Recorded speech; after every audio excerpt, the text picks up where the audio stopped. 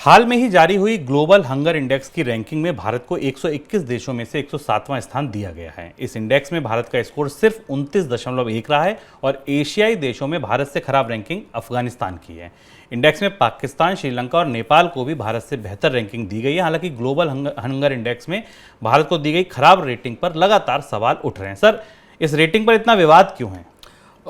ये सवाल बराबर उठता है और इस रेटिंग पर कई तरीके के प्रश्न उठ रहे हैं। तो हमें समझना ज़रूरी है हमारे लिए और ख़ासतौर से मनी सेंट्रल के दर्शकों के लिए कि वो इन रेटिंग्स को कैसे पढ़ें और इन्हें कैसे समझें, राजनीतिक बाइनरी से, राजनीतिक विवादों से अलग हटकर। पहली चीज़ ये समझना ज़रूरी है कि ये रेटिंग 2020 की है, यानी 2020 के दौरान जो दुनिया में कुपोषण की या हंगर की ज़रूरत थी उस समय की है। ये 2020 के बाद का आंकड़ा 2022 में ये रिपोर्ट होती है कि कितना समय लगता है।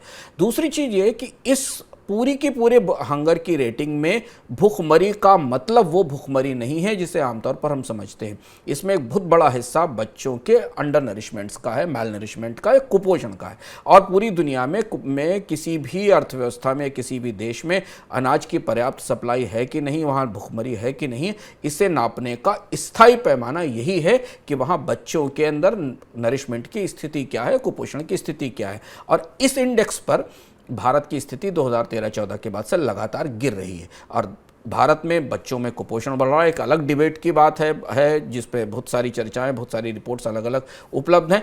इस वजह से अंतर्राष्ट्रीय हंगर इंडेक्स में भारत की स्थिति खराब हुई है। इसका कोई सीधा लेना देना भारत के अनाज उत्पादन से, भारत की राशन प्रणाली से नहीं है, जिन बहसों में हम इस वास्तविक चीज इस वास्तविक बहस को अलग भटक जाते हैं।